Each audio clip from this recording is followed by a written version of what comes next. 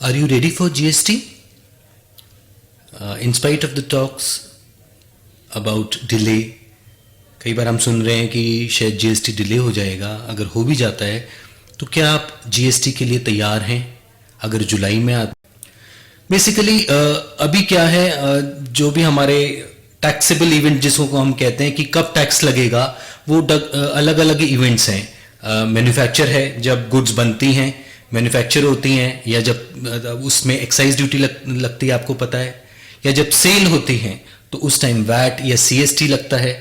जब goods enter करती हैं किसी भी स्टेट में तो कुछ स्टेट्स में एंट्री टैक्स, ऑक्ट्रॉय वगैरह हैं, ये चीज़ें हैं. तो अलग अलग टैक्सेबल इवेंट्स हैं आज की डेट में.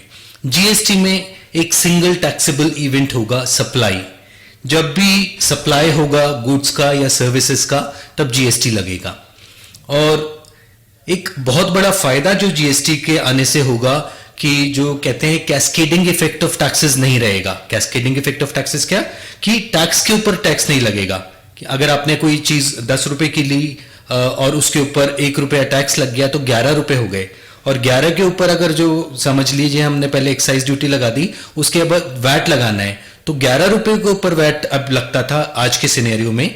लेकिन जीएसटी में क्या होगा कि जो टैक्स लगेगा जीएसटी वो 10 रुपए पे ही लगेगा. तो टैक्स के ऊपर टैक्स नहीं लगेगा, जिसकी वजह से कॉस्ट भी बढ़ती थी और अल्टीमेट कंज्यूमर को एक महंगी चीज मिलती थी. तो वो चीज नहीं होगी. और यहां वैल्यू एडिशन जो भी हर स्टेज पे होगा, कि अगर आपने 100 रुपए की चीज खरीदी है और 10 रुपए का टैक्स दे दिया तो 110 रुपए हो गया. अब 110 में अगर 100 रुपए में आपकी वैल्यू एडिशन 25 रुपए है तो आप 125 रुपए टैक्स चार्ज करेंगे और उसमें जो 100 रुपए के ऊपर आपने टैक्स दिया हुआ है वो लेस हो जाएगा. तो बेसिकली 25 रुपए पे और टैक्स लगेगा. तो इस तरह से करते हुए जब फाइनल कंज्यूमर के पास कमोडिटी पहुंचेगी तो उसको बेसिक रेट जो हमारा 100 रुपए था या जितना भी आपकी वैल्यू एडिशन होके लेट से 150 रुपए हो जाती है, तो उस 150 के ऊपर टैक्स देना पड़ेगा. तो ये एक बहुत अच्छी चीज है जो जीएसटी में होने जा रही है. एक और इंपॉर्टेंट चेंज यहां जीएसटी में है कि ये एक डेस्टिनेशन बेस्ड टैक्स है, कि जो फाइनल कंज्यूमर होगा, जो एंड कंज्यूमर होगा, उसको अल्टीमेटली टैक्स बियर करना है. बाकी जितने भी लोग चेन में हैं, होलसेलर है, प्रोड्यूसर है, रिटेलर हो सकता है, ये सब इनपुट क्रेडिट लेते जाएंगे, जो भी टैक्सेस देंगे उसका बेनिफिट आगे लेते जाएंगे, जो चार्ज करेंगे उससे वो लेस हो जाएगा जो उन्होंने पे किया है. तो फाइनल कंज्यूमर को ही बियर करना है टैक्स. और आपको पता है कि अभी हमारे को जो प्रेजेंट टैक्सेशन सिनेरियो है, वहां कई तरह के टैक्सेस देने पड़ते हैं. कई बार एक ही चीज के ऊपर हमें अलग अलग टैक्सेस देने पड़ते हैं. जैसे अभी अगर आप रेस्टोरेंट में जाते हैं खाना खाने, तो अगर एयर कंडीशनर रेस्टोरेंट है तो वहां आपको सर्विस टैक्स भी देना पड़ता है, क्योंकि वो कहते हैं कि एसी सर्विस है, जो आपको वहां सहूलियत मिल रही है एसी की, वो एक सर्विस है. और जो खाना वगैरह खा रहे हैं उस पर वैट लगता है. तो एक ही तरह की सर्विस, जो कंबाइंड सर्विस और गुड्स हैं, वहां आपको सर्विस टैक्स भी देना पड़ता है और वैट भी देना पड़ता है. तो ऐसी चीजें खत्म हो जाएंगी जीएसटी में अब, क्योंकि एक सिंगल टैक्स रहेगा. कुछ जो टैक्सेस नहीं सब्स्यूम होंगे जीएसटी में, उनको छोड़ के बाकी सब हमारा एक ही टैक्स लगेगा. हमें नहीं देखना कि ये गुड्स है या सर्विसेज है, क्योंकि रेट तकरीबन सब आइटम्स के डिफाइंड होंगे. और क्योंकि हम इनपुट टैक्स क्रेडिट ले पाएंगे, जो हमने टैक्स अपने सप्लायर को पे किया है उसका बेनिफिट हम ले पाएंगे, जो हम चार्ज करेंगे आगे टैक्स अपने कंज्यूमर से. तो इसकी वजह से टैक्स बर्डन कम होगा और इसकी वजह से प्रॉफिटेबिलिटी भी हमारी बढ़ेगी. अब कौन कौन से टैक्स हमारे जीएसटी के अंदर आ गए हैं, मतलब जो खत्म हो गए हैं टैक्सेस और अब जिनकी जगह पे जीएसटी लगेगा, तो कुछ तो हमारे सेंट्रल टैक्सेस हैं, जैसे CST, excise duty, service tax, countervailing duty जो अब इंपोर्ट करते हैं गुड्स उसके ऊपर, और सेंट्रल सरचार्जेस एंड सेस. ये सारे अब खत्म हो जाएंगे और इनकी जगह जीएसटी आ जाएगा.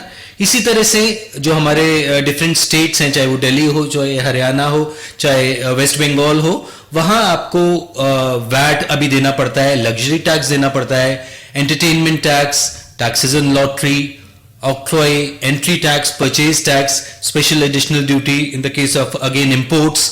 तो ये सारे टैक्सेस भी अब खत्म हो जाएंगे. इन सब टैक्सेस जो भी हम सेंट्रल और स्टेट टैक्सेस की अभी हमने बात करी, इन सब की जगह जीएसटी आ जाएगा.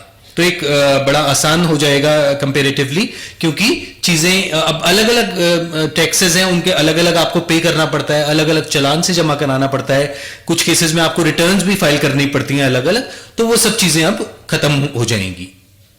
टैक्सेस नॉट सबस्यूम्ड इन जीएसटी, कुछ ऐसे टैक्सेस हैं जो जीएसटी में नहीं गए हैं, जो अभी भी रहेंगे। ये है, जैसे हम इंपोर्ट करेंगे तो बेसिक कस्टम ड्यूटी अभी भी लगेगी। समझ लीजिए कि बेसिक कस्टम ड्यूटी जीएसटी में नहीं गई है, और वो अलग से जैसे अभी लगती थी वैसे ही लगती रहेगी, और उसका कोई इनपुट क्रेडिट भी आपको नहीं मिलेगा। उसी तरह से अगर आप कोई प्रॉपर्टी की सेल परचेज करते हैं तो स्टैम्प ड्यूटी जो आप देते हैं वो अभी भी लगती रहेगी, क्योंकि वो स्टेट का सब्जेक्ट है। प्रॉपर्टी टैक्सेस वगैरह जो म्यूनिसिपैलिटी का आप देते हैं वो लगता रहेगा। इसी तरह से टोल टैक्स अगर आप पे करते हैं या इलेक्ट्रिसिटी आप यूज करते हैं, डेफिनेटली करते ही होंगे, तो इलेक्ट्रिसिटी ड्यूटी वगैरह वो ऐसे ही चलती रहेंगी। ये टैक्सेस अभी रहेंगे, ये नहीं जीएसटी के अंदर अभी शामिल हो पाए हैं। मैक्सिमम चीजें, चाहे हम गुड्स की बात करें या सर्विसेज की बात करें, सब जीएसटी में आ गई हैं। लेकिन कुछ ऐसी चीजें हैं जिनको राज्य सरकार हैं, जो स्टेट्स हैं, वो नहीं चाहते कि वो जीएसटी में जाएं, क्योंकि उनसे उसका बहुत ज्यादा रेवेन्यू आता है। Like liquor, alcoholic liquor for human consumption, और पेट्रोलियम प्रोडक्ट्स हैं या इलेक्ट्रिसिटी है। ये चीजें हैं जो राज्य सरकारों, कुछ राज्य सरकारों को तो बहुत रेवेन्यू देती हैं, मैक्सिमम को देती ही हैं, तो वो नहीं चाहती कि इसको भी जीएसटी में लाया जाए। तो इस वजह से ये आइटम्स अभी जीएसटी में नहीं है। बाकी जनरली और जितने भी आइटम्स हैं सभी जीएसटी में चले जाएंगे, और इसमें कुछ टाइम फ्रेम है। जैसे पेट्रोलियम प्रोडक्ट्स का है कि उम्मीद है कि शायद 2 साल के बाद ये जीएसटी में आ जाएंगे। बल्कि बात तो अभी ये भी हो रही है कि अभी से ही कोई बहुत लोअर रेट से इनको जीएसटी में ले आया जाए, क्योंकि इंडस्ट्री डिमांड कर रही है। अब आप कहेंगे इंडस्ट्री क्यों डिमांड कर रही है? वो इसलिए डिमांड कर रही है क्योंकि उनको इसका इनपुट क्रेडिट चाहिए। पेट्रोलियम प्रोडक्ट्स का भी एक बहुत बड़ा खर्चा होता है इंडस्ट्री के लिए, तो वो चाह रही है कि उसको इसका भी इनपुट क्रेडिट मिल जाए, और जीएसटी में नहीं होगा तो उसको जो टैक्सेस पे किए हैं उसके ऊपर उसका बेनिफिट नहीं मिलेगा।